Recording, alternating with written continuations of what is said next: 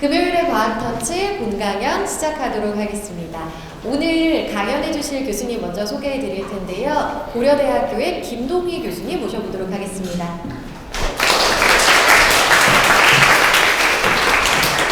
오늘 어떤 내용 강연해 주실지.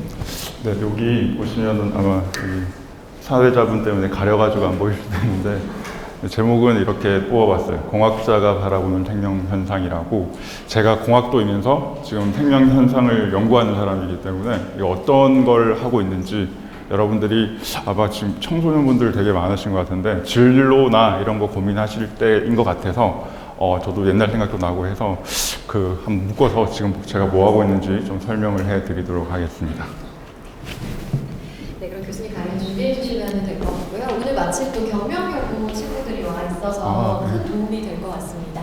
강연 집중해서 들으시다가 마지막에 질의응답도 준비되어 있습니다. 아마 오늘 교수님이 선배의 마음으로 또 답변을 다 해주실 것 같으니까 궁금한 거 있으면 망설이지 마시고 강연 끝나고 꼭 손 들고 질문하시면 되겠습니다. 그럼 큰 박수로 교수님 강연 들어보도록 하겠습니다. 네, 시작하도록 할게요. 여기 강연을 정말 칼같이 시간을 딱딱 잡으시는 것 같아요. 7시에 시작한다 그랬는데 진짜 7시에 저 들어와서 파일 옮기고 인사하고 딱 지금 이제 한 5분 정도 지났거든요. 일단은 방금 소개받은 고려대학교 김동휘 교수라고 하고요. 사실은 여기 아마 후성구 쪽에 아니구나, 북구인가? 거기가 코엑스라고 지금 전시 컨벤션 센터라고 아시죠? 거기 지금 국제학회가 하고 있어요. 그래서 이번 주 내내 해외에서 정말 유명하신 학자분, 과학자들이 되게 많이 와 계세요, 대구에. 아마 오늘까지 마지막 날이어서 오늘 저도 거기 끝나고 이제 여기 부랴부랴 초대받아서 왔는데 사실 저도 어제도 발표하고 오늘도 발표하고 했어요. 국제학회 발표했는데 거기서 발표하는 것보다 여기서 발표하니까 지금 너무 떨려가지고 지금 정말 심장이 막 바깥으로 튀어나올 것 같아요. 너무 떨려가지고.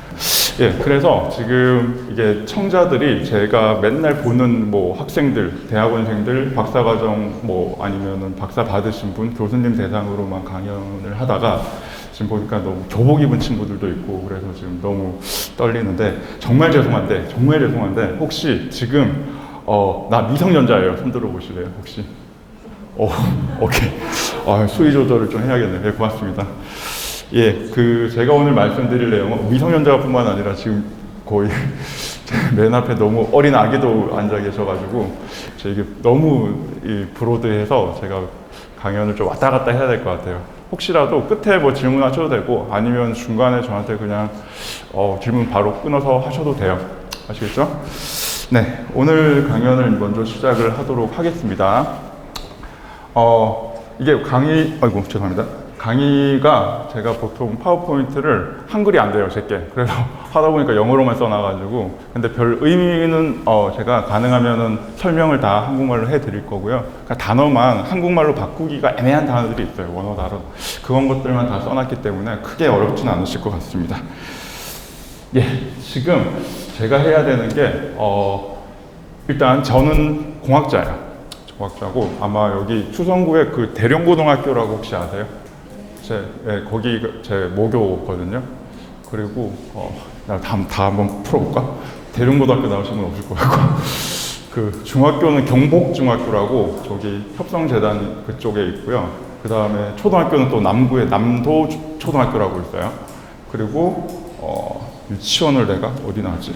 공덕 유치원이라고 또 거기 지금 없어진 것 같아요. 아무튼 그래서 이게 대구 여러 구를 돌다가 학부를 고대에 가게 됐습니다. 그래서 저는 원래 생명화학공학, 요즘에는 생명화학공학이라고 하는데 저 들어갈 때는 화학공학, 케미컬 엔지니어링을 메이저를 했습니다. 당연히 우리 조금 전에 아마 예비 강의도 에너지 이런 거 조금 잠깐 보니까 그런 거 강의했던 것 같은데 사실은 저도 그런 거 할 줄 알았거든요. 대학원 가고 유학 가고 이러면 그런 거 할 줄 알았는데 미국 가가지고 아주 그냥 완전히 이상한 거에 애가 꽂혀가지고 그래서 저는 바이올로지, 생명과학 이런 거 정말 싫어하는 아이였는데 미국 가서 아주 그냥 전공을 싹 다 갈아엎은 그런 케이스입니다. 그래서 아마 학생들도 지금 대학교에 어떤 과를 딱 정하실 거예요. 그래서 정해서 뭐 취직하시는 분들도 있고 공부 계속 하시는 친구들 있는데 여러분들 미래가 확정된 게 아니에요. 뭐 하다 보면 기회가 되면 또 여러 가지 찬스가 있고 하니까 저 사람은 저렇게 인생 경로가 풀리는구나 뭐 이렇게 한번 봐주시면 될 것 같아요. 그래서 일단은 오늘 제가 할 얘기 하기 전에 지금 제가 시간 텀으로 막 얘기를 하잖아요. 초등학교 어디 나왔고 어쩌고 이런 얘기를 하잖아요. 그래서 지금 저희가 하고 있는 연구를 좀 넓게 한번 보고 싶어서 시간 텀을 길게 한번 잡아봤거든요. 그런 걸 우리가 보통 빅히스토리라고 그래요. 제가 역사학자가 아니기 때문에 뭐 역사에 관련된 강의를 할 건 아니고 이 단어가 뭐냐면 뭐 몇 년도에 무슨 사건이 일어났다, 몇 년도 무슨 사건이 일어났다 이렇게 국사책에 나오듯이 외우는 게 아니라 뭐 여기 보시면 유발 하리리가 썼던 뭐 사피엔스라든지 이런 거 되게 유명한 책들이 있죠. 뭐 서울대 권장도서 뭐 이런 거 있잖아요. 이런 책들이 보통 우리가 빅히스토리라고 그래요. 뭐 시간 텀도 당연히 들어가지만 그때 큰 이벤트가 뭐였냐 이런 식으로 묶어서 뭐 볼 수가 있는데 위에 있는 것들 3개 있죠. 춘추자전, 헤로도스의 역사, 그다음에 조선왕조 실록 이런 것들은 대부분 연대 기술로 쓰여 있어요. 근데 저 밑에 있는 것들 있죠. 총균세, 뭐 그다음에 이기적 부전자, 세피언스 이런 것들은 전부 다 이런 것들을 우리가 빅히스토리라고 그래요. 좀 크게 보고 인류가 어떻게 생각에 패러다임 변해갔나 이런 식으로 서술하는 거를 빅히스토리라고 그러는데 이런 관점에서 제가 혹시 뭐 주식하신 지금 성인들은 주식하시는 분 많을 거고 그 다음에 뭐 고등학생들이죠 지금 오시는 분들도. 그래서 미국하고 우리나라하고 이렇게 되게 많이 연결이 많이 돼 있어요. 경제적으로나 특히나 저같이 사이언스 하는 사람들은 되게 많이 연결되어 있기 때문에 미국 대통령 어떻게 바뀌냐에 따라서 그때 유행했던 학문이 어떤 건지를 제가 한번 그냥 집에서 심심해서 한번 해봤어요. 그랬더니 보니까 그러니까 지금 오바마 이후는 여러분들 다 이제 아시죠. 지금 오바마 이게 좀 이상한 좀 특이하신 분 잠깐 됐다가 지금 또 이렇게 나의 연로하신 바이든 대통령 됐다가 또 막 지금 다시 한다 그러잖아요. 그 집권 전까지 보시면 대부분 다 2번씩은 하셨어요. 그래서 뭐 오바마도 1기, 2기 있고 그 전에 아들 부시도 2번 했고 그 다음에 클린턴도 있고 그 다음에 아버지 부시도 2번씩 하고 그래가지고 이렇게 막 시점에 따라서 뭐 주식이 이렇게 변해간다 뭐 이런 얘기를 하고 싶은 게 아니라 시대별로 그때 유행했던 그 미국에서 그러니까 정확히 얘기하면 미국 주도의 전 세계적으로 유행했던 과학이 어떤 건지를 한번 찝어봤는데 90년대 죄송한데 학생은 지금 몇 학년이세요? 고등학교 2학년. 고2. 고2면은 몇 년생? 2007년. 아이고. 만들어지기도 전 시대네. 되게 옛날에 20세기예요. 20세기에는 뭐가 유행했냐면은 이 단어가 유행했어. 나노 테크놀로지라고. 여러분들 다 나노 어쩌고저쩌고 이런 거 한 번씩은 들어봤죠? 그리고 조금 어머니들 한번 생각을 해보시면은 90년대 뭐 2000년대 초 이때쯤 되면 그때 어머니들 시집 가시고 이렇게 뭐 혼수해 가실 때 그때 유행했던 삼성전자 제품들이 은나노 세탁기, 금나노 뭐 청소기 뭐 이런 거 되게 유행했어요. 그게 뭔지도 모르고 그때 하도 유행을 해가지고 나노 기술 이런 게 엄청 유행을 했어요 그때. 그러고 나서 그때쯤에 이 클린턴 아저씨가 그 칼텍이라고 그 캘리포니아 공대라고 되게 유명한 학교였어요. 여기 가서 이 양반이 2000년도에 딱 그 내노 이니셔티브라 그래가지고 정말 나노 사이언스, 나노 과학 이런 걸 해야지 우리가 먹고 산다 막 이런 얘기를 엄청 세게 했었어요. 그래서 이때쯤에 미국 유학 가시고 했던 선배님들, 형들, 뭐 교수님들 다 이거 하셨어요. 지금도 나노 기술, 나노 테크놀로지, 나노 에너지 뭐 이런 것도 많이 하시고 그걸 많이 했습니다. 그러다가 조금 2000년대로 왔어요. 아직도 멀었죠. 본인 태어나려면. 네, 좀 기다려봐요. 그래서 2000년대는 뭐가 있냐? 그때는 이제 또 나노 테크놀로지가 여러 가지 분야가 많은데 그 중에도 조금 더 조금 더 세분화돼서 바이오텍이라고 하는 게 각광받기 시작했어요. 사실 바이올로지, 생물학 이런 것도 옛날부터 있었죠. 되게 옛날부터 있었는데 그때 바이올로지 이런 단어를 안 쓰고 바이오테크 이런 단어를 되게 쓰기 시작했어요. 정말 이제는 생명 생산을 이용해가지고 우리에게 돈 되는 기술을 만들어 보자. 이런 게 되게 유행을 하기 시작했습니다. 그러니까 2000년대 이후에 저도 대학교 다니고 막 이랬으니까 이런 영향을 많이 받은 세대라고 할 수가 있겠죠. 그러다가 어찌 하다가 제가 이제 대학원 다니고 이때쯤 돼서 뭐가 또 유행했냐면은 트랜슬레이셔널 사이언스라고 해서 우리말로 하면은 이거 중개의학 이런 말을 쓰거든요. 중개의학. 이제 생명 뭐 아주 기초 연구하시는 분하고 의사분들하고 그 사이에 간극이 너무 커요. 그죠? 교과서에서 배운 거를 갖고 바로 사람을 치료할 수는 없단 말이죠. 그 중간 갭을 메우자라고 하는 게 중개의학이에요. Translational Science, Translational Medicine 이런 걸 합니다. 그거랑 비슷하게 또 유행했던 게 Personalized Medicine이라고 해요. 우리말로 하면 뭐 개인 맞춤형 의료 이런 말을 많이 하죠. 요즘도 아마 여러분들 그 대학병원 같은데 보면 개인 맞춤 의료 이런 뭐 의료 이렇게 코디네이터도 계시고 해요. 그런 게 되게 또 유행을 했습니다. 그러니까 나노텍에서 거기서 조금 더 딥하게 들어가서 바이오텍에서 조금 더 기술이 발전해서 이제 사람을 치료할 수 있는 생명과학 뭐 이런 식으로 발전을 하게 됩니다. 그래서 이 얘기를 잠깐만 물어보려고 해요. 혹시 이분 아시는 분? 정확히 플레임이 안젤리나 졸리인데 혹시 들어본 사람 있어요? 뭐 직업이 뭐예요? 안젤리나 졸리? 배우. 학생들 아세요? 배우 아세요? 알아요? 그래? 되게 옛날 배우 아닌가? 배우죠. 유명한 배우인데 조금 더 우리나라하고 관련이 있어요. 이분이 사실은 저 처음에 그 뭐 미성년자이냐 이런 거 물어보려고 했던 건 이 기사 때문에 잠깐 설명을 해드릴 건데 좀 이따 그것 때문에 물어봤던 거고, 안젤리나 졸리 배우 자체가 우리나라하고 되게 연관이 있어요. 이분이 자기가 낳은 아이도 있지만 또 입양을 되게 많이 했어요. 뭐 영화 관련된 거 많이 보신 분들은 아시겠지만 그 중에 매덕스라는 아이가 있습니다. 매덕스라는 아이가 있는데 에이션이에요. 걔가 아마 베트남계인가 그렇게 기억을 하는데 그 친구가 학교가 어디 다니냐면은 연세대학교 송도 캠퍼스 다녀요. 연세대학교 국제학부 송도 캠퍼스에 다닙니다. 그래서 제가 맨날 저희 친구들한테 얘기했거든요. 매덕스가 연대를 안 가고 고대를 와서 제가 우리 방에 왔으면 내가 안젤리나 졸리 그 학부모 면담을 한번 해야 되는데 맨날 이런 생각을 했는데 결국은 고대를 안 오고 연대를 갔어요, 제 친구가. 그래서 지금 뭐 잘 사나 싶었더니 이제 휴학해가지고 다시 미국 갔다 그러더라고요. 그래서 연대도 몇 번 오고 그랬어요. 한국 올 때마다 이태원에서도 가끔 목격되고 뭐 그럽니다. 아무튼 이게 되게 유명한 사건이에요. 그래서 타임지 표지에도 잠깐 실린 적이 있거든요. 보시면 안젤리나 이펙트라 그래서 이게 아주 센세이셔널한 사건이었습니다. 혹시 기억하시는 분도 있을지 모르겠는데 이거 나올 때 아마 2013년이죠. 여기 보시면 기사가 2020년 거의 가까워오고 막 이럴 때 논술이나 이런 걸로도 주제가 많이 나왔어요. 이게 뭐냐면 이분을 우리가 그 유전자 프로파일링을 해보면 자기가 어떤 유전자를 갖고 있는지 쭉 훑을 수 있거든요. 수억 개의 조합을 다 볼 수가 있는데 봤더니 자기 엄마, 그 다음에 외할머니, 그쪽 목에서 되게 강하게 내려오는 BRAC라고 하는 유전자가 있어요. 그게 뭘 하냐면 거기 뮤테이션이 생기면 특히 여성분들이 호르몬의 영향을 되게 많이 받아요. 그러다 보니까 유방암에 걸릴 확률이 되게 높아요. 그래서 이게 중요한 거예요. 이분이 자기가 유방암에 걸리지 않았음에도 불구하고 선제적으로 내가 유방암에 걸릴 수도 있으니 내가 중간에 내 아이들을 놓고 내가 죽을 수도 있겠다, 이런 공포가 있잖아요. 그래서 자기가 유방암에 걸리지도 않았음에도 불구하고 유방 절제 수술을 합니다. 그리고 플라스틱 서저리를 해요. 그래서 그것 때문에 되게 유명해졌어요. 그게 너무너무 임팩트가 커가지고 이분 사시는 게 뭐 동부 쪽에도 사시고 서부의 베버리힐스 그 부촌에도 살고 하는데 그때 이게 유행했어요. 베버리힐스에 그 돈 많은 분들이 미리미리 유전자 검사해가지고 나한테 문제가 있다 싶으면은 미리 그냥 잘라내버리거나 뭐 이렇게.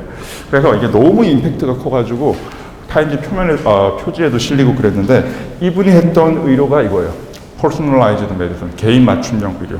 그러니까 이 유전자가 있으면 내가 걸릴지 안 걸릴지 모르겠고 얘는 없어. 내 친구는. 근데 나만 갖고 있단 말이야. 그러면 나한테 맞는 의료를 하는 거예요. 그게 Personalized Medicine이라고 얘기합니다. 그러고 이제 2020년이 됐죠. 20년이 되고 나니까 이제 뭘 해야 되는가? 지금을 이제 아주 혼전이에요. 혼전. 정말 지금은 키워드 하나가 딱 튀어나온 게 아니라 너무 복잡해요. 그래서 지금 이런 거를 하고 있는 과학자들이 도대체 뭔 생각을 하고 있는지 한번 우리가 찾아보려고 합니다. 근데 재밌는 게 뭐냐면 딱 2010년 딱 지나고 나서 재작년까지 우리 뭐 했었죠? 전 지구적으로 아무도 예상을 못했지만 코로나가 있었죠. 그러니까 정말 아무도 예상을 못한 막 그런 게 일어났어요. 그래서 코로나를 결국은 여러분들 아마 예방주사 다 맞았을 텐데 그거 만들었던 사람들도 케미컬 엔지니어가 만들었어요. 그거는 모더나에서 그걸 빨리빨리 복제할 수 있는 캐리어를 만든 거는 다 공학자들이 만들어냈습니다. 아무튼 그렇게 복잡한 시대가 되고 나니까 이제 과학자들이 생각을 하는 거예요. 도대체 우리 그럼 이제 생물학을 애들한테 뭘 가르쳐야 될 거냐? 그 다음에 이 친구들이 대학 가가지고 나중에 졸업하면 어떤 연구해야 될 거냐? 이거에 대해서 아주 고민이 많은 거예요. 그래서 지금 글자로 보면은 뭐 지네틱스, 유전학도 보이고, 뭐 프로틴도 보이고, 포토신테시스, 광합성, 셀, 뭐 별의별 단어가 다 나오죠. 이게 모르겠다는 거예요. 여전히 할 거는 많고 우리들이 공부해야 되는 건 많은데 이거 뭘 해야 될까? 그래서 사람들이 어떤 특정 한 개를 하는 것보다 하나를 하는 것보다 학생들한테 가르칠 때 생명 현상이라고 하는 것을 가르치는 것도 당연히 중요하지만 이전에 뭐 퍼스널라이즈드 메디슨을 했든 바이오텍을 했든 그 전에 나노텍을 했든 이 모든 것들이 전부 다 생명 현상하고 공학하고 이게 융합을 해서 이 새로운 학문이 발견이 되고 발전을 했어요. 그래서 지금 제가 오늘 얘기를 하고 싶은 게 뭐냐면 우리가 보고 있는 이 생명 형상이라고 하는 것들을 공학자 입장에서 볼 수가 있다면, 분석할 수 있다면, 답을 찾아낼 수 있다면 우리 인간한테 더 좋은 솔루션을 찾아낼 수 있지 않을까라고 하는 게 제 연구의 기초가 되는 겁니다. 그래서 오늘 분야 용어도 너무 어렵잖아요. 그래서 뭐 디테일하게 들어가는 것보다 이런 연구도 있구나, 이런 연구도 있구나 제가 한번 소개를 해보도록 하겠습니다. 요게 미국, 저도 잘 안 읽어보는데, 웹사이트 잘 안 들어가는데, NIH라고 우리나라로 치면 보건부? 뭐 이렇게 얘기를 할 수가 있어요. 여기서 바이오 엔지니어링이라고 하는 거를 검색을 해보면 이렇게 써놔요. 어쩌고 저쩌고 막 써놨는데, 저 빨간색만 잠깐 보시면, 바이오로지하고 의학과 이런 것들을, 결국은 향상시켜가지고 사람의 건강하게 만드는 거, 이런 거를 할 수 있으면 모든 걸 바이오 엔지니어링이라고 그래요. 여러분들이 너무 스트레스를 받아. 그래서 약을 먹거나 이런 게 아니라 얘들아 스트레스 받지 마. 너 괜찮아. 이렇게 말해줬는데 얘가 행복해져. 그러면 이것도 바이오 엔지니어링이 되는 거예요. 이 정의에 따르면. 그래서 특정 하나의 학문 갖고만 이거는 바이오 엔지니어링, 이거는 뭐 아닌 거 이렇게 생각하시면 안 되고 정말 제일 중요한 거 목적이 있죠. 인간을 건강하게 만들고 행복하게 만들고 이런 거 있으면 전부 다 근대의 의미로, 현대의 의미로 바이오 엔지니어링이라고 얘기를 할 수가 있어요. 그래서 지금 보시면 이게 포인터가 있나? 이 바이오 엔지니어링에 포함되는 게 기계공학도 들어가고 화학공학도 들어가고 컴퓨터 사이언스, 전기공학, 물리, 수학, 화학 여러분들이 생각하고 들어본 모든 학문이 다 여기 들어가 있습니다. 그러니까 지금 중요한 거는 어떤 학문을 했다, 어떤 주제를 했다 이게 중요한 게 아니라 여러분들의 애티튜드가 중요한 것 같아요. 어떤 학문에 대해서 열려있는 마음, 어떤 걸 내가 지금 수학을 공부하고 있지만 나도 이제 생명 현상을 조금 더 수학적으로 풀어볼래 이런 친구들도 있을 거고 내가 지금 의학을 공부하고 있어 뭐 의사 되는 것도 당연히 중요하겠지만 그거 말고 의과학을 해볼래 이런 친구들도 있을 거고 그래서 그런 의미에서 지금 아주 그냥 혼전히 여러분들이 나중에 대학교 가면 공부해야 될 것도 많고 특히나 이공계 쪽으로 가게 되면은 뭐 많이 하든 적게 하든 그 정도의 차이는 있겠지만 어쨌든 여러분들이 바이오 엔지니어링과 관련되는 일을 할 수밖에 없는 사회 분위기가 됐습니다. 꼭 이걸 유념하시고 진로를 고민해 보시면 될 것 같고 처음에 시작할 때 말씀드린 것처럼 저는 고등학교 때도 생물이라고 하죠. 별로 좋아하지도 않고 외울 거 너무 많아가지고 그냥 수학하는 거 좋아하고 그냥 물리 문제 푸는 거 좋아하고 그런 아이였는데 어느다 보니까 제가 뭐 두 가지를 다 하고 있는 거예요. 그래서 지금도 저는 두 가지 과목을 다 가르치고 있거든요, 대학교에서. 근데 이렇게 만들다 보니까 이제 지금 중간고사 보고 이제 다음 주 되면 저희가 기말고사 봐야 되거든요. 대학교가 기말고사 빨리 보니까 이제 시험 문제 만들어야 되니까 내 강의로 쭉 한번 봤어요. 어떻게 봤나? 봤더니 이게 그 기초 세포생물학 강의록이거든요. PPT 슬라이드 쫙 보면은 그냥 그림 하나 그려놔. 그 다음에 여기다가 얘는 뭐야? 얘는 핵이고, 얘는 뭐고, 얘는 뭐고, 그 다음에 얘의 특성은 뭐다, 얘의 기능은 뭐다. 그냥 드립다 외워. 그러고 애들이 막 미친 듯 써. 그러고 나서 다 한 2장 쓰고 10장 쓰고 이러면 A+ 나오고, 조금만 쓰면 B 나오고 막 이래요. 그래서 이것도 나도 그런 식으로 배웠으니까, 그렇지. 생명은 원래 그렇게 가르치는 거야. 의대 가도 그렇게 가르치는 거야. 뭐 이렇게 공부를 했는데, 또 내가 이제 유체역학 이쪽에 가서 수업을 하면은 강의록이 이렇게 생겼어요. 내 강의록이. 그냥 처음에 그냥 모델 하나 띵 만들어놔요. 여기는 동그라미야. 이거 셀이야. 여기 딱 얘기하고 여기 피가 흐르잖니 얘들아. 여기 피의 속도가 얼마며 여기 뭐 어쩌고저쩌고 막 이런 식으로 그냥 수학 문제를 계속 풀어요. 그냥 2장, 3장 뭐 몇 장씩 수학 문제를 계속 풀어나가. 딱 보면 이 두 개의 차이가 보이시죠, 여러분들? 에듀케이션 스타일도 달라요. 여러분들이 생명과학을 전공하냐, 아니면 뭐 물리나, 아니면 엔지니어링이나 이런 걸 공학을 전공하냐 따라 가지고 여러분들이 배우는 스타일도 너무 다를 것이고, 이런 식으로 여러분들이 대학교 그 다음에 대학원 이렇게 졸업하게 되면은 똑같은 이과를 나왔음에도 불구하고 이 친구하고 나하고 말이 안 통한다는 걸 느끼실 수가 있어요. 이게 되게 제가 생각하는 제일 안 좋은 가장 위험한 교육 방법이라고 생각을 합니다. 그래서 어쨌든 간에 여러분들은 이 두 가지를 융합해서 공부를 해야 되고 접근을 해야 될 수밖에 없는 그런 세대에 여러분들이 살고 있어요. 그래서 가장 위험한 거를 제가 이 그림으로 한번 갖고 와봤거든요. 뭐 읽어보시면 대충 알겠지만은 이거 뭐 하는 것 같아요? 다 사람들이 자세히 보면은 눈을 다 까만색 안경으로 가려놨잖아요.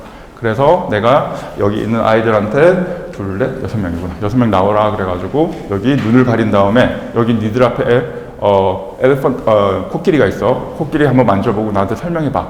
라고 하면 다 다를 거예요. 어떤 친구는 귀를 만지는 친구도 있을 것이고 여기 통나무 같은 다리를 만지는 친구도 있을 것이고 여기 상아를 만지는 친구, 꼬리를 만지는 친구가 다를 거 아니에요. 자기보다도 훨씬 큰 대상이 있는데 이거를 그냥 부분적으로 만져본들 이 전체를 이해할 수는 없습니다. 아시겠죠? 지금 얘기하고 싶은 게 이거예요. 바이오 엔지니어링이라고 하는 게 결국은 우리가 앞으로 가야 할 연구 분야가 바이오 엔지니어링입니다. 아주 어드밴스드 바이오 엔지니어링을 해야 되는데 여러분들이 특정 분야 하나만 해서는 그 전체를 바이오 엔지니어링이라고 하는 걸 이해를 못해요. 이해를 못하니까 아주 중요한 솔루션을 찾아낼 수가 없는 거예요. 역으로 얘기하면은 지금 팬데믹을 해결했던 그 모더나사의 그런 백신 같은 거 발명을 해낸 사람들도 결국은 엔지니어링 했던 사람들이 어떻게 하면 빨리 이 바이러스를 복제를 해서 빨리 이 면역 체계를 부스트업 시킬 수 있나 이런 걸 연구하던 사람들이 지금 이걸 문제를 해결하는 거거든요.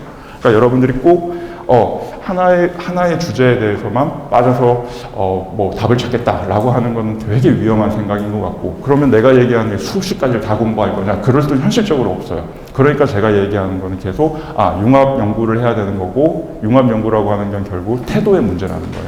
여러분들이 잘 모르는 거나 그 다음에 내가 좀 익숙하지 않은 분야에 대해서도 계속 오픈마인드로 들으려고 노력하다 보면 조금씩 진보가 되는 겁니다. 그런 식으로 연구를 접근하는 게 좋을 것 같아요.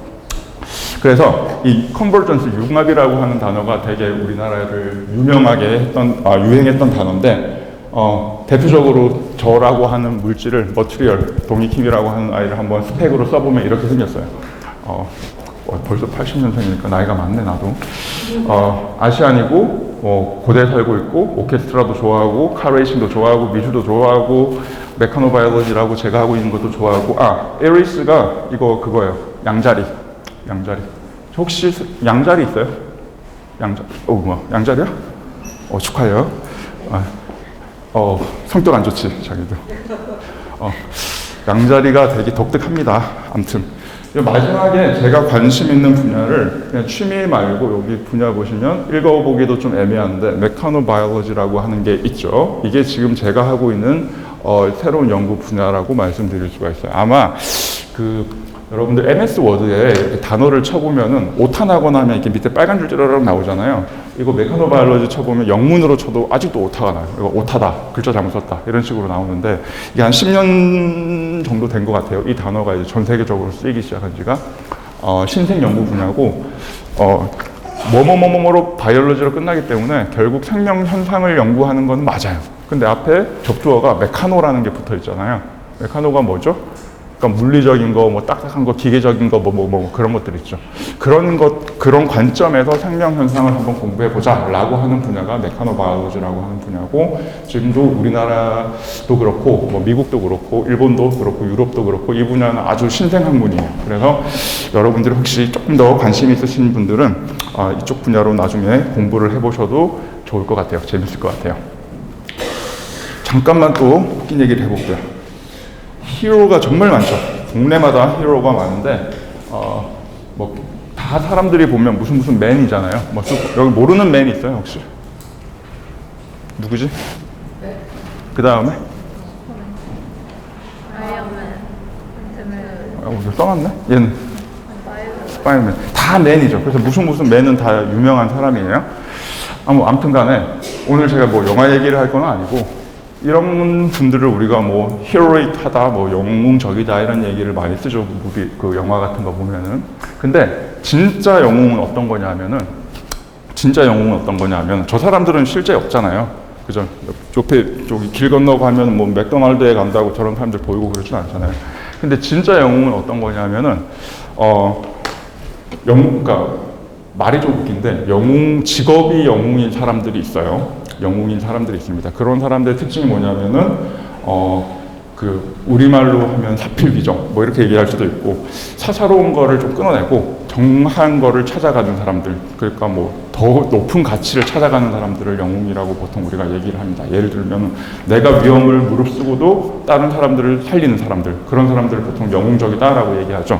그래서 크게 보면은 세 가지 영웅적인 직업이 있어요. 보통 알려져 있는 유명한 영웅적인 직업이 있는데 첫 번째가 뭐냐면은 소방관들. 혹시 여기 소방관 선생님 계신지 모르겠는데 소방관들은 뭐예요? 자기 생명을 담보로 남을 구하러 막 불길 속으로 들어가잖아요. 그러니까 첫 번째 소방관이에요. 자기 자신의 그 가족을 지키는 사람들. 그 다음에 두 번째 또 영웅 직업이라고 하는 게 뭐냐면 군인들, 솔저. 이 사람들을 보면 자기 목숨 걸고 나라 지키잖아요. 그죠? 이제 스케일을 조금 더 키워봐요. 자기 목숨 걸고 이 지구 바깥으로 나가는 사람들도 있죠.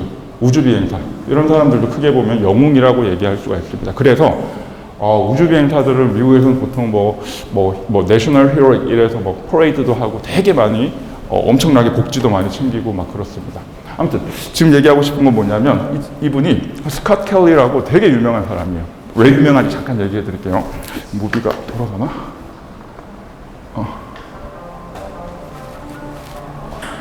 들어가는구나.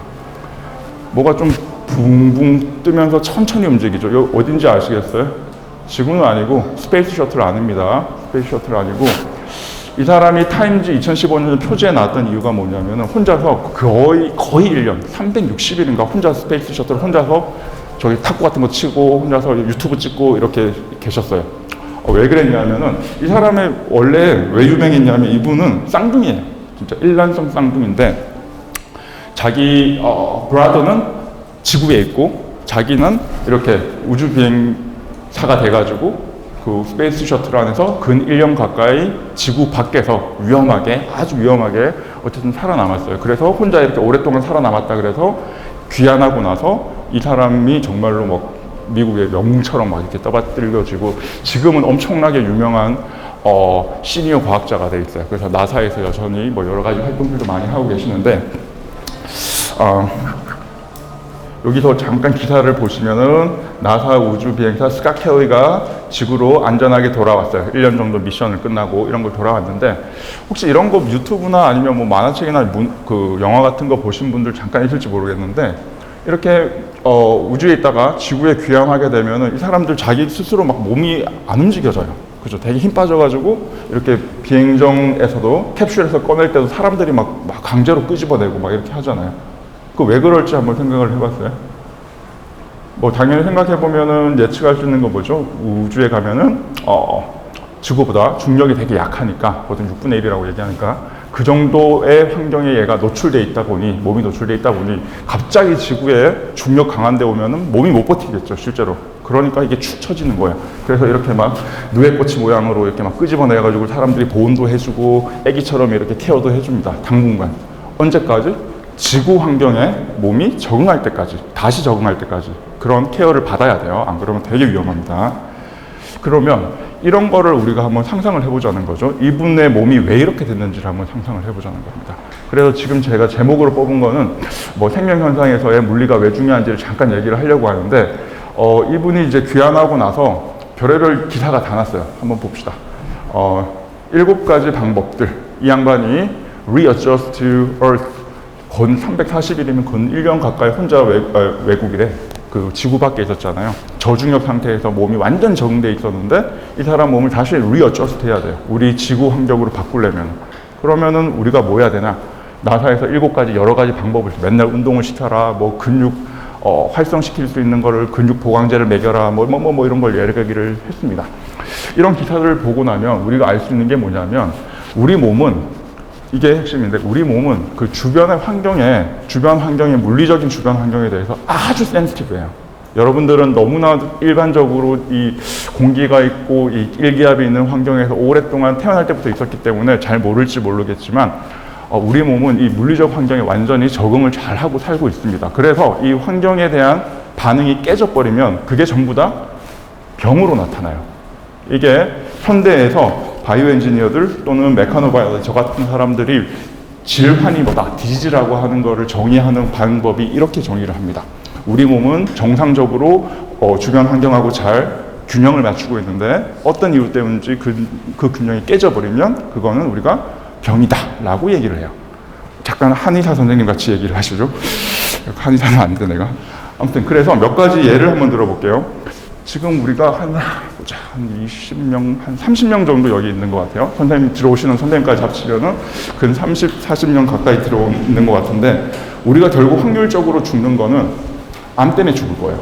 슬프게도 나나 여러분이나 우리 셋 중에 한 명은 무조건 암으로 죽어요. 암으로 죽는 이유는 뭐냐면 암 걸려가지고 안 죽어요. 여러분 몸속에 지금도 암세포 있을 겁니다. 찾아보면 나도 있을 거고. 근데 우리는 죽지 않아요. 왜냐하면 이런 암세포가 있다 하더라도 정상적인 세포가 얘를 다 밀어내고 없애버려요.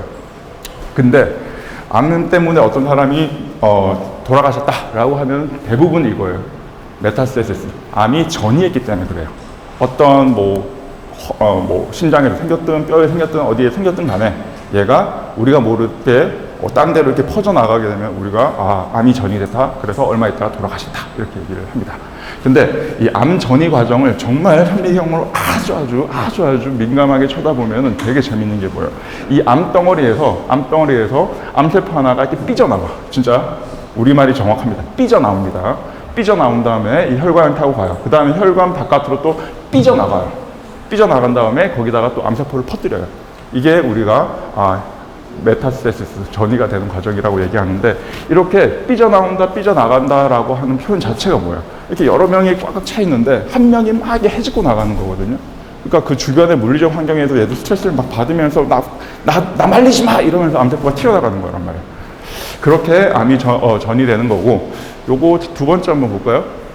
오스티오포로시스, 뼈에 구멍 생기는 거. 골다공증이라고 보통 얘기하는데 특히나 그 호르몬의 영향을 많이 받기 때문에 50대 이후에 어머님들이 되게 많이 영향을 많이 받으세요. 근데 이것도 그 골다공증도 자세히 보면 어떤 현상이냐면은 뼈는 사실은 뼈도 살아있는 조직이라서 뼈 세포가 새로 만들어지고 없어지고 이 과정이 계속 반복돼요. 그런데 골다공증이라고 하는 건 뭐냐면은 만들어지는 거에 비해서 없어지는 게 속도가 더 빨라지면 골다공증이라고 합니다. 그 말은 얘를 치료하려면 어떻게 하면 돼?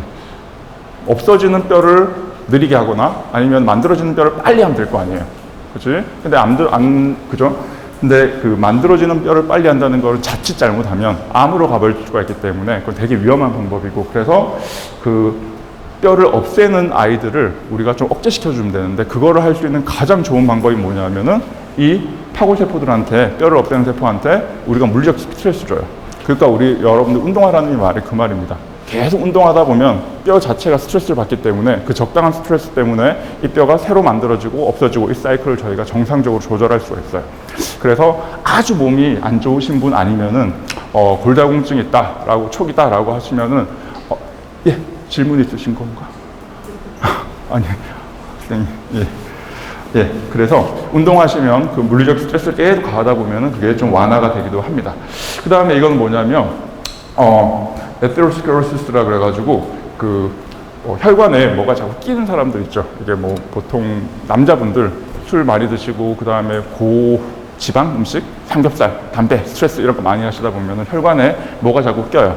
그래서 이게 결국은 마지막에 빵 터지게 되는데 이 물질이 끼는 것 자체도 혈관 안에 뭐가 끼는 것도 혈관에 뭐가 있어요. 혈류가 막 흐르잖아요. 피가 막 흐르는데 그 흐르는 과정 속에도 뭔가가 막 낀다라고 하는 거는 그게 우리가 공학자들이 얘기하는 파이프 안에 물이 흐르는데 그 물 안에 이상한 물질이 있어가지고 파이프 안에 뭔가가 덕지덕지 들러붙는 거랑 똑같아요. 물리적인 현상은. 그래서 여러분들 낡은 집 이렇게 뜯어보면은 이 파이프 같은 거 보면 물 흐르는 거 물만 흐르지 않죠. 시간이 한참 지나면은 이런 거 안에 보면 뭐 이상한 거 끼잖아요. 이끼 같은 거, 녹 같은 거 끼잖아요. 그런 게 혈관 안에 끼게 되면은 결국은 혈관이 점점 좁아져가지고 마지막에 땅 터지면 이게 터져서 이게 뇌 쪽으로 가면 뇌졸중 하는 거고, 가슴에 오면은 이게 협심으로 갈 수도 있는 거고, 되게 위험한 거예요. 아무튼 이런 현상들이 되게 유명한 우리 몸을 위험하게 만드는 이런 질환들이 대부분 물리적인 현상으로 다 설명이 된다는 거예요. 그러면 이걸 어떻게 해결할 수 있는가도 우리가 찾아볼 수가 있을 거예요. 잠깐만, 이 얘기가 나왔네. 혹시 이 영화 보신 분 있으세요? 학생들은 별로 안 좋아할 거고. 보신 분? 나도 안 봐가지고 이거 내가 보라고 할 말을 못 하겠네. 요즘에 가끔 그 넷플릭스인가 어디 보면은 한 번씩 뜨기는 하는데 별로 이게 평점이 안 좋아가지고 제가 강추하지는 않습니다. 근데 이 명당이라고 하는 영화를 보면은 어쩌고저쩌고 뭐 2018년도에 추석 때 뭐 개봉됐는데 조승우가 나왔음에도 불구하고 잘 안 됐던 것 같아요. 그래서 이 얘기를 왜 하냐? 우리가 지금 보고 있는 지금 세포가 물리적 환경에 대해서 아주 민감하게 반응합니다. 어쩌고저쩌고 이 얘기를 아주 쉽게 얘기하면은 이렇게 설명을 할 수가 있어요. 또 재미없는 얘기가 나왔네. 혹시 이거 아세요? 한번 들어보신 분 있나? 저랑 비슷한 세대의 분들은 수능 칠 때 이거 한번 배웠을 것 같은데, 지금 고등학생들은 그 과학하고 사회하고 동시에 안 보죠. 선택을 하죠. 저희가 아마 사탐하고 과탐하고 그거를 동시에 다 봤던 세대거든요. 그래서 저는 이과임에도 불구하고 사회탐구를 봐야 돼서 그때 이게 예시로 나왔던 책입니다. 택리즈라고 하는데 이중환이라고 하는 조선 후기 실학자가 썼던 책이고, 이 책이 재밌는 거는 이 제목으로 저기 하버드 도서관에도 들어가 있어요. 이게 되게 재밌는 책입니다. 그래서 읽어보면 뭐 최초의 인문지리서고, 이 책이 의미하는 게 뭐냐면은 결국 택리 하는 거예요. 택을 요즘에 뭐 파묘 이런 것 때문에 그 묘자리 써는 거 이런 것도 되게 유행해졌는데, 풍수지리적인 요소를 강조하면서도 자연 형상과 인간 생활의 조화를 중요하다, 뭐 이런 얘기예요. 즉 빨간색 부분을 조금 더 확대해서 생각을 해보면 자연 형상하고 인간 생활이잖아요. 이거 핵심이에요. 이 책의 핵심. 이걸 지금 제가 하고 있는 연구하고 좀 유사성을 한번 보자라고 하면 이렇게 설명할 수가 있어요. 자연 형상, geological environment, 자연 형상이 인간의 삶에 어떤 상호작용을 하느냐. 그래서 결국 이 책이 원하는 건 뭐냐? 어떻게 하면 우리 인간이 행복하게 살 수 있냐? 이거예요. 어디다가 집을 만들어야지, 어디다가 내가 살아야지 내가 행복해질 수 있다. 이 책을 의미하는 거고, 제가 연구하고 있는 메카노바이올로지라고 하는 건 뭐냐? 셀이 있는데 이 셀 주변에도 어떤 환경이 있을 거 아니에요. 셀의 환경이 있을 거 아니에요. 그죠? 이 셀 환경하고 셀이 어떤 상호작용을 해서 내가 건강하게 살 수 있느냐? 이거를 연구하는 게 제가 얘기하는 현대의 바이오 엔지니어링, 메카노바이올로지라고 얘기를 할 수가 있어요. 조금 감이 오세요?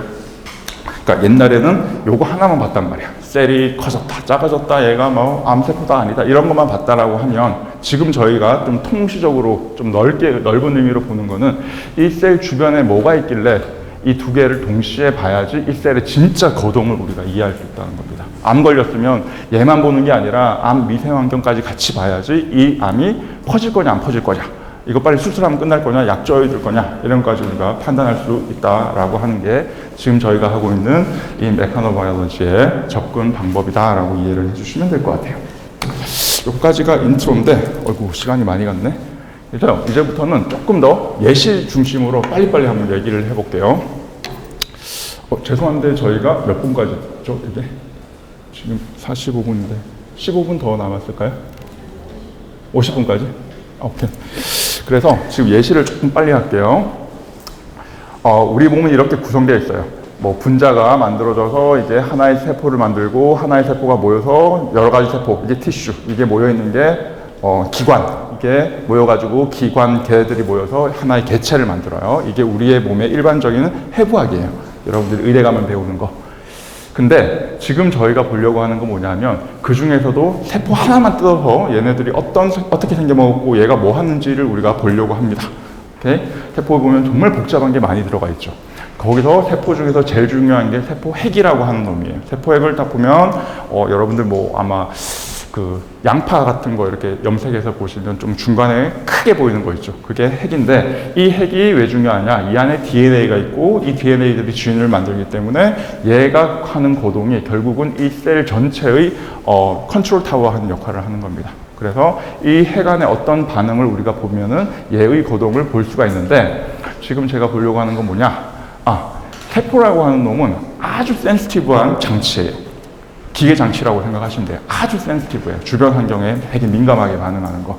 그래서 예를 들면은 똑같은 여러분 몸속에 있는 세포라도 얘가 브레인에 있을 때 뉴런이라고 하는 놈은 이렇게 생겼고 이렇게 길쭉길쭉하게 생겼고 그 다음에 폴스킨 남학생들 이렇게 잘 늘어나는 부분이죠. 그 부분에 이렇게 한쪽 방향으로 셀들이 잘 정렬되어 있는 것처럼 보이고 그 다음에 이게 유방암 세포인데 얘네들은 정말 암덩어리 같이 이렇게 생겼죠. 그러니까 똑같이 몸속에 있는 세포들도 어디에 있냐 어떤 기능을 하냐에 따라서 모양이 다 달라요. 이게 실제로 우리가 실험실에서 염색을 해서 이렇게 예쁘게 현미경으로 찍어보면 이런 걸 우리가 알 수가 있고요. 그 다음에 지금 제가 계속 얘기하는 세포 주변에 세포 주변 환경이라고 하는 게 미세 환경이라고 얘기합니다. 보통 마이크로 인바이러먼트라고 얘기하는데 옛날에는 세포 하나만 봤다라고 하면 요즘은 이 세포하고 세포 주변 환경이 도대체 어떤 상관관계를 갖냐 이걸 가지고 얘가 지금 암 때문에 뭐 위험한 거냐 안 위험한 거냐 이런 걸 우리가 판단을 하게 됩니다. 조금 넘어갈게요. 실제적으로 암세포가 이렇게 생겼어요. 여러분 안에 요 세포를 지금 보려고 하는 게 아니라 이 현미경 특징이 뭐냐면 세포 주변에 있는 이 조직, 미세 환경이 어떻게 변하는지를 실시간으로 이렇게 들어볼 수 있는 현미경이에요. 보시면 세포가 가운데 있는 것처럼 보이는데 얘가 옆으로 오른쪽으로 꼬물꼬물 거리는 거 보이죠? 그러니까 이 주변을 어떻게 돼? 얘들이 막 잡아 당기고 간단 말이에요. 그러니까 암세포가 움직일 때 이 주변 환경을 지들이 막 잡아 당기고 밀고 이러면서 움직이는구나 이런 걸 여러분들이 알 수가 있어요. 그래서 지금 저희들이 하는 연구는 대부분 셀 한 마리를 가지고 이 친구가 엄청나게 많은 역할을 해요. 핵 부분 같은 경우는 브레인 역할을 해야 되니까 정보가 들어올 거고 그 다음에 세포 안에 골격이라고 하는 아이들은 정보를 왔다 갔다 할 거고 그 다음에 세포 바깥에 있는 거를 받아들이는 아이들도 있을 것이고 이런 아이들이 막 유기적으로 작동을 해서 자동차가 움직이듯이 기계 장치가 움직이듯이 이렇게 움직이게 되면은 결국은 우리가 제대로 된 반응을 할 수가 있고 그 반응이 이런 균형이 깨지면 우리가 병 걸렸다라고 얘기를 해요. 그래서 간단하게 얘기하면은 외부 환경을 우리가 이렇게 느끼죠. 손가락으로. 이러면 우리가 신호를 받아들이는 거예요. 세포도 똑같아요. 그 다음에 그 신호가 어디로 가요? 쭉 통해서 뭐 신경을 통해서 가는 것처럼 세포 안에도 세포 골격이라고 하는 아이가 있기 때문에 그걸 타고 쭉 가요. 우리 보통 신호가 뇌까지 올라가는데 세포는 어디까지 올라가요? 세포의 핵까지 올라가요. 그래서 세포에게서 뭔가 판단을 내리고 또 반대로 신호가 쭉 거꾸로 오면서 이제 반응을 하게 됩니다. 이런 과정을 계속 세포 한 마리도 계속 그거를 끊임없이 해요. 그런 과정이 어떻게 잘못되거나 뭐 균형이 깨져버리거나 이상한 짓을 하게 되면 그게 암으로 갔다 아니면 얘가 죽어가고 있다 이렇게 우리가 판단을 합니다. 그래서 방금 얘기했던 뭐 세포 골격이 실제로 여러분들이 몸 안에 이런 세포 골격들이 막 있어요. 이거는 별로 중요한 얘기가 아니기 때문에 좀 넘어갈게요. 제가 하나의 아주 간단한 실험을 한번 해볼게요. 여러분 몸속에서 세포 하나를 끄집어내요. 그리고 끄집어낸 세포를 아주 재밌는 실험을 해볼 텐데 여기 두 가지 면이 있어요. 내 한쪽 손바닥은 되게 손바닥이 말랑말랑한 면이고 예를 들어 볼게요. 손등은 내가 되게 딱딱해요. 오케이? 그러면은 이 똑같은 세포예요. 끄집어내가지고 이 말랑말랑한 면에서 셀을 한번 키워보고 그 다음에 똑같은 세포를 이제 빳빳한 딱딱한 면에다가 내가 키워봐요. 그랬을 때 다시 한번 얘기해주면 동일한 세포입니다. 이 동일한 세포가 거동이 다른 게 보이시죠? 좀 딱딱한 면에서 어때요? 셀이 막 커졌다가 작아졌다가 그 다음에 움직임도 쫙 움직였다가 다시 찌그러졌다가 막 이렇게 되게 다이나믹하게 움직이는 게 보여요. 근데 되게 말랑말랑한 면에서 가면은 세포가 퍼지지도 않고 움직임도 그냥 그 자리에서 그냥 뭐 이러고 있어요. 그죠? 이게 뭐냐면은 세포가 주변의 물리적 환경을 지가 느낀다는 거예요. 자기가 느껴서 여기 좀 빳빳하고 자기가 살기 좋아. 그러면 막 움직이고 커지기도 하고 이래요. 근데 뭐 너무너무 말랑말랑해요. 나 퍼지기도 힘들고 여기 별로 뭐 먹을 것도 없는 것 같아. 그럼 얘들 가만히 있어요. 이렇게. 이 아주 간단한 실험을 보더라도 우리가 알 수 있는 건 뭐냐? 이 세포가 외부의 물리적 환경에 대해서 아주 센시티브하게 반응을 한다는 걸 알 수가 있습니다. 이게 정말 혁신적인 실험이에요. 여러분들은 그냥 그렇네 라고 생각할 수가 있는데 이거 가지고 저희들이 이쪽 하는 분야에서 사람들끼리 하는 말인데 이거 발견했던 분들은 최소한 10년 안에 노벨상을 받았으면 좋겠다라고 저희가 예측을 하고 있어요. 그래서 스템셀 한번 들어봤죠. 줄기세포가 뭔지는 아실 거예요. 보통 우리가 스템셀 가지고 뭐 연구한다 아니면 치료한다라고 할 때 어떻게 하냐면은 스템셀 뽑아요. 우리 몸에서 뽑은 다음에 내가 이거 스템셀이 뭔지는 알죠. 분화능이 있다. 그래서 내가 원하는 쪽으로 막 만들어낼 수 있다. 이거 할 때 어떻게 하냐면 보통 병원에서 칵테일이라 그래서 분화를 조절할 수 있는 약을 막 섞어요. 섞은 다음에 이 세포한테 먹여. 그러면 그 레시피가 여러 가지가 있을 거 아니에요. 이연복 세포가 하는 뭐 탕수육도 있을 것이고 뭐 다른 셰프가 하는 뭐 있을 거 아니에요. 그런 레시피대로 이런 걸 섞어놔요. 이 약물. 그러면은 그 약물대로 얘를 뭐 심장으로도 만들 수가 있고 지방으로도 만들어낼 수가 있고 뉴런도 만들어낼 수가 있고 여러 가지 세포로 내가 원하는 조직을 이루는 세포로 만드는 거. 이게 일반적인 줄기세포 공학이라고 얘기를 해요. 근데 지금 우리가 알고 있는 건 뭐냐면 물리적 환경만 바뀌어도 셀은 거동이 달라진다는 걸 알아요. 그래서 사람들이 뭐 했냐? 방금 얘기했던 그 복잡하고 약 쓰고 이런 거 너무너무 효율도 떨어지고 안 좋으니까 지금 저희가 하는 거 뭐냐? 방금 얘기한 것처럼 딱딱한 면이냐? 여기 딱딱한 면이냐 아니면 말랑말랑한 면이냐 따라서 셀을 키워보면은 얘가 지멋대로 얘기하면 되지. 그 물리적인 환경에 맞춰서 자기가 분할을 합니다. 그래서 예를 들면 딱딱한 면에서 키웠던 애들은 되게 스템셀이 줄기세포가 뼈처럼 자라나요. 딱딱한 면에서 키우면. 그 다음에 되게 말랑말랑한 면에서 키우면 브레인처럼 말랑말랑한 데 키우면 얘들이 뉴런처럼 자라나요. 그 다음에 중간 정도의 말랑말랑한 면에서 애들이 키우면 얘가 근육처럼 자라나요. 그 말은 뭐냐? 화학적으로 여러분들이 자극을 주지 않아도 물리적인 환경만 바꿔놔도 셀은 그렇게 반응을 할 수 있다는 것을 암시를 하는 거예요. 그래서 이게 되게 중요한 실험이었고요. 그래서 이런 것도 우리가 많이 연구를 하는데 시간이 조금 오버되는 것 같아서 제가 저희가 실험실에서 직접 보는 살아있는 세포를 현미경으로 계속 쳐다보고 있는 거예요. 그럼 되게 어떻게 해요? 되게 다이나믹한 게 느껴져요. 모양이 막 이상하게 변해져. 이거 여러분 몸에 다 있는 세포예요. 막 하지만 안 돼. 여러분 피부 세포예요. 피부 세포 뜯어내가지고 키우는 거예요. 근데 보시면 재밌는 게 뭐냐면 요 안에 요게 뭐예요? 요거 세포 핵이죠. 세포 핵도 보면 어때? 모양이 되게 막 동그랄 때도 있고 늘어날 때도 있고 이러죠. 즉 세포 자체가 우리가 보는 세포 한 마리도 되게 모양이 다이나믹하게 변하는 것처럼 그 안에 있는 세포핵도 되게 다이나믹하게 변해가요. 그래서 이런 거를 이용하면 이런 걸 분석하는 겁니다. 분석하고 나면은 세포핵이 정말 중요한 역할을 하는구나라는 걸 우리가 알 수 있습니다. 마지막으로 요거 한 예를 들고 한번 정리를 해볼게요. 자꾸 이런 얘기해서 미안한데 혹시 죄송한데 이런 영화 본 적 있으세요? 이게 그래도 무려 그 주연 배우가 송혜교님하고 강동원이에요. 그럼에도 불구하고 영화가 되게 아주 잘 성공을 못했습니다. 그래서 근데 마침 이게 또 일본에는 또 이게 팔려가지고 판권이 팔려가지고 일본에서는 또 그나마 성공했다라고 얘기를 해요. 우리나라 제목으로 아마 두근두근 내 인생 뭐 이런 제목으로 영화가 나오는 것 같은데 영화 안 봤으면 잠깐 한번 보시면 재밌을 것 같아요. 이거는 이게 내용이 뭐냐면 간단하게 얘기하면 이 친구들이 고등학생 친구인데 좀 어떻게 하다 보니까 아이를 좀 일찍 갖게 됐어요. 그래서 아이를 출산을 했는데 마침 이 아이가 그 잘생긴 아이들이 낳은 아이가 불행하게도 조로증 환자예요. 조로증이 뭐냐면은 빨리 늙는 병이거든요. 그 대표적으로 이게 HGPS가 대표적인 조로증이에요. 조로증도 여러 가지가 있긴 합니다. 근데 저희가 주로 많이 공부하는 거는 허시슨 길포드라는 사람이 발견했던 프로제리아 조로증이에요.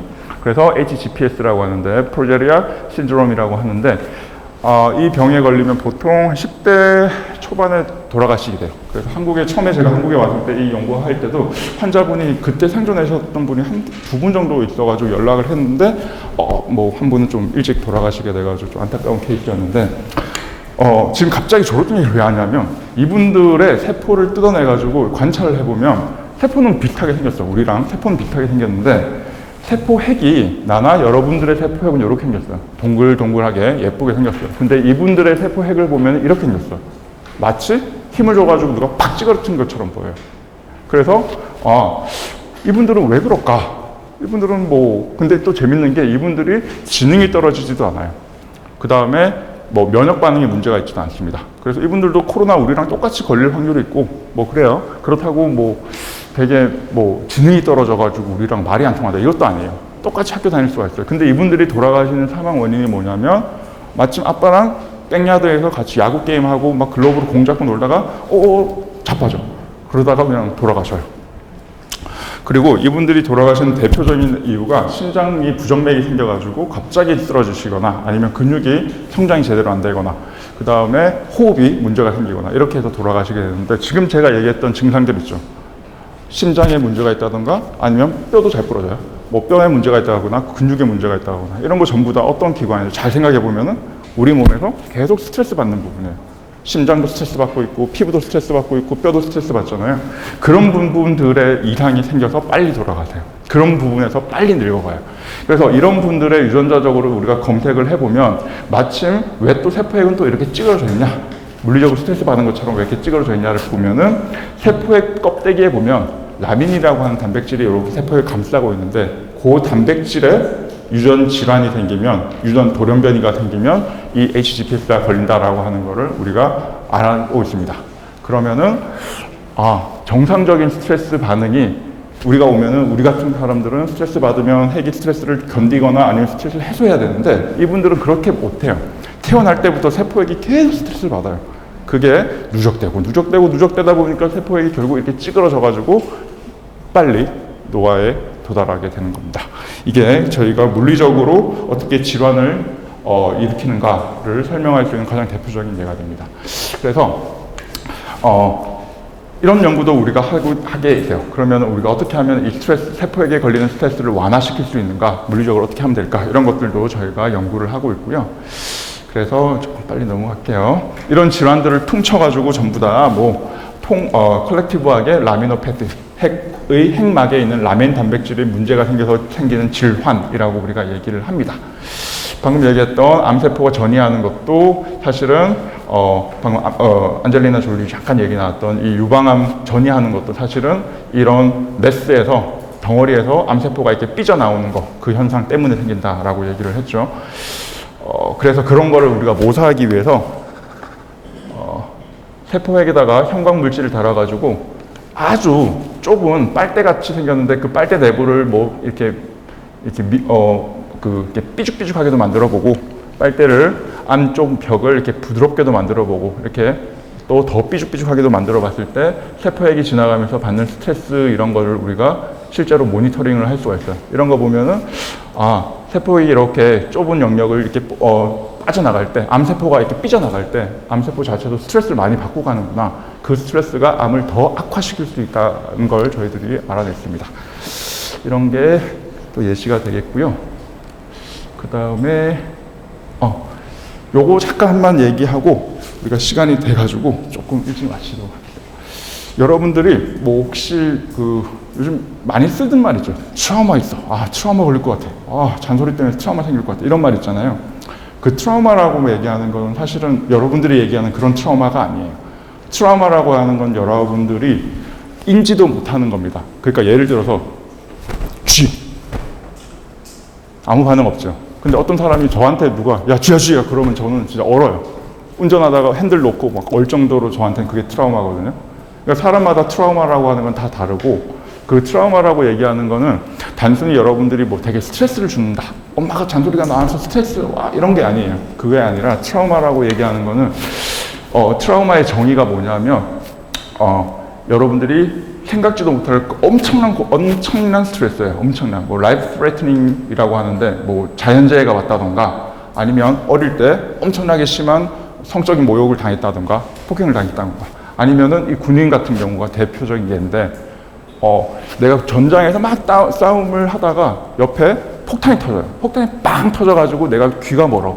이런 거는 그냥 TBI예요. TBI, 뇌진탕. 머리 팡 막 이렇게 소리 나는 거 있죠. 아니면 내가 운전하다가 자동차를 빵 부딪혀서 머리 다쳤어요. 이런 거는 뇌진탕이에요. 내가 얘기하는 트라우마라고 하는 건 되게 심리적인 겁니다. 즉 내가 전투를 하고 있는데 내 동기가 있어. 내 동기가 같이 총을 막 쏘고 있다가 딱 봤더니 얘가 총 맞고 벌써 갔어. 너무 놀랍죠, 내가. 이런 게 트라우마예요. 옆에서 총소리 나고 대포 터지는 게 트라우마가 아니라 이렇게 심리적으로 자기가 감당할 수 없는 스트레스가 확 오는 거, 이걸 트라우마라고 얘기를 합니다. 보통 어릴 때 섹슈얼 어설트를 당했다든가 이런 거. 그래서 재밌는 게 뭐냐면 이렇게 교통사고가 당하던가 아니면 충격을 가가지고 머리에 뇌진탕이 빵 왔다. 그래서 충격이 왔다. 이건 여러분들이 이해가 될 거예요. 스트레스도 받았네. 이해가 되죠. 근데 재밌는 건 뭐냐면 PTSD라고 하는 트라우마 이후에 내가 스트레스가 생기는 걸 보시면 되게 신기한 게 뭐냐면 내가 물리적으로 머리에 다친 적이 한 번도 없어요. 난 물리적으로 다친 적이 없어. 근데 MRI 찍어보면은 우리 뇌의 뒷부분에 여기 보면 해마라는 게 있어요. 우리말로 하면 해마. 영어로 하면 히포캠퍼스라고 하는 게 있는데 얘의 MRI 사진을 보면 사이즈가 작아지는 게 보이죠. 여기 확 작아진 거 보이죠. 누가 여기다가 때린 것도 아니고 뭐 폭탄 터진 것도 아니에요. 그냥 나는 스트레스를 많이 받은 것 뿐이에요. 그럼에도 불구하고 이 사이즈가 줄어요. 이런 거 보면 사이즈가 준다는 건 뭐예요? 이만한 아이가 이렇게 줄었다는 거는 그만큼 세포를 더 찌그러뜨린다는 얘기거든요. 즉 여러분들이 그냥 단순히 심리적인 스트레스를 너무 세게 받아도 이런 현상이 일어날 수 있어요. 즉 우리 몸이 또 우리 몸에 있는 이 뇌라고 하는 뇌세포조차도 물리적인 환경에 되게 쉽게 노출되는데 그거에 대해서 반응이 쉽게 오는데 단순히 그냥 때린다, 단순히 얘를 뭐 쥐어짠다 라고 하지 말고 그냥 심리적인 스트레스를 받아도 이렇게 미케니컬한 반응이 나타난다 라고 여러분들이 이해를 하시면 될 것 같습니다. 그래서 사실은 제가 이 예시를 엄청 많이 갖고 왔었는데 시간상 더 하기에는 시간이 너무 늦을 것 같아가지고 선생님 제가 딱 3분만 더 써도 될까요? 딱 3분만 더 쓸게요. 그래서 예시만 몇 가지만 빨리 지나갈게요. 동물 실험 이제 못하죠, 여러분들? 동물 실험 못하는 거 알죠? 그래서 동물 실험을 대체할 수 있는 장비를 개발하는 거, 이 디바이스 자체를 만드는 거, 이것도 저희 바이오 엔지니어들이 하는 역할입니다. 동물 실험을 하면 안 되는 이유가 뭐예요? 윤리적 문제 있죠? 쥐 잡으면 안 되잖아, 그죠? 윤리적 문제 있고 비용 많이 들죠. 그 다음에 또 제일 중요한 건 뭐냐? 동물을 대상으로 내가 화장품도 만들고 그 다음에 약도 만들고 해봤는데 환자한테 먹였더니 환자가 죽어버려. 그러면 동물 실험이 아무 의미가 없는 거잖아. 왜 그럴까요? 우리 몸하고 동물하고 다르잖아요. 그러니까 이런 게 무용하다는 얘기가 계속 나오고 있어요. 그러니까 동물 실험을 대체할 수 있는 어떤 디바이스를 개발을 해야 되는데 그게 우리가 대부분 요즘에 많이 하고 있는 오르겐칩이라고 하는 겁니다. 이거 뉴스에도 가끔 나와요. 장기 모사 칩 뭐 이렇게 얘기를 합니다. 조그만 칩에다가 우리의 장기의 기능을 모사할 수 있는 세포들을 여기다가 키워서 이런 동물 잡지 말고 쥐 잡지 말고 여기다가 바로 약 테스트하고 바로 이렇게 해보면 금방금방 사람의 세포를 이용하기 때문에 정확한 데이터를 얻을 수가 있어요. 그래서 리버를 모사한 칩, 키드니를 모사한 칩, 허파, 그 다음에 렁을 모사한 칩 이런 걸 연결한 바디칩 이런 거를 막 만들어내요. 그래서 옛날에는 제가 박사 갈 때는 뭐 쥐도 잡고 막 이런 거 했는데 이제는 쥐 잡는 거 불법으로 되는 나라들도 많거든요. 유럽 같은 데는 쥐 실험을 아예 못합니다. 그래서 유학생들 더 잘하는 로레알 있죠. 로레알이라고 하는 그룹에서는 쥐 실험이나 아니면 동물 실험을 했던 그걸로 데이터를 뽑아가지고 화장품 만드는 거를 유럽에서는 금지시켜요. 그러니까 그 실험 할 수 있는 우리나라나 미국 와서 실험을 하고 그래요. 그러니까 결국 그런 것도 이제 우리도 피해 가겠죠. 그래서 저희 연구실에 했던 칩 하나 했던 거 잠깐 보여드릴게요. 스킨온 칩인데 스킨이라고 하는 이거를 그냥 조그만 칩에다가 모사를 하는 겁니다. 그래서 여기다가 우리가 하려고 했던 건 뭐냐면 부종 있죠. 여러분들 부종 이렇게 누르면 잘 안 튀어나오는 거 있죠.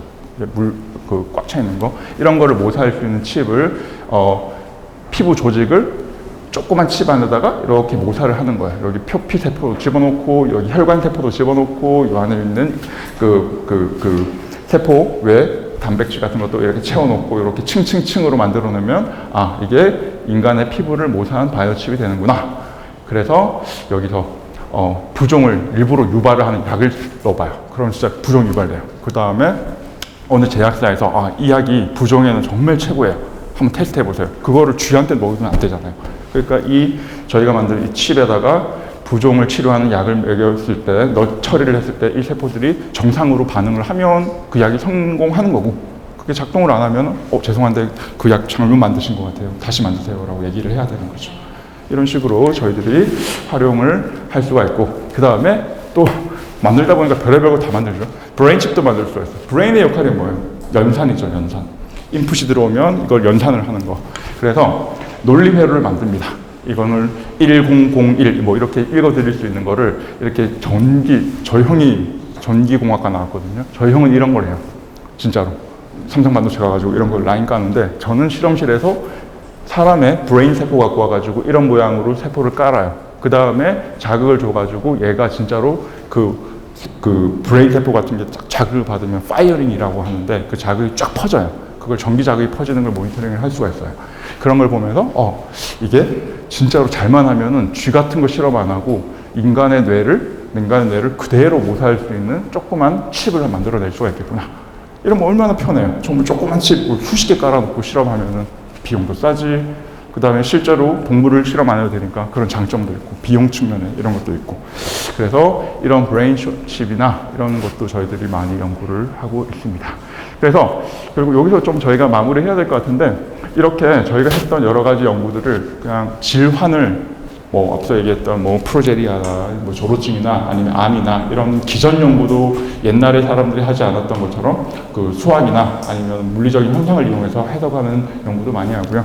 실제로 공학도기 때문에 이렇게 뭔가를 만들어내는 연구도 저희들이 많이 하고 있습니다. 그래서 제가 좀 일찍 여기서 마무리를 해야 될 것 같은데 제가 여러분한테 꼭 말씀드리고 싶은 건 뭐냐면은 연구라고 하는 게 요거만 해라고 하면은 그거는 정말 재미없는 연구고 사실은 뭐 오래 할 수 없는 연구예요. 여러분들이 재밌는 연구를 찾아서 나는 암 연구해 볼래. 그냥 그런 아이디어 가지고도 여러분들이 시작할 수 있는 방법 여러 가지가 있습니다. 생물학을 공부해도 되고 물리학을 공부해도 되고 여러 가지 방법이 있고 결국 제일 중요한 거는 방금 처음에 시작할 때 얘기했던 애티튜드. 여러분들이 새로운 학문이나 내가 하고 있지 않은 주제에 대해서 뭐 하는 걸까 한번 들어보려고 하는 노력. 이게 애티튜드가 사실은 더 중요한 것 같습니다. 그걸 좀 이해를 해주시고 그걸 좀 강조하고 싶은데 불금에 이렇게 늦게까지 있어갖고 여러분 너무 피곤하실 것 같으니까 오늘 여기서 마무리하겠습니다. 고맙습니다.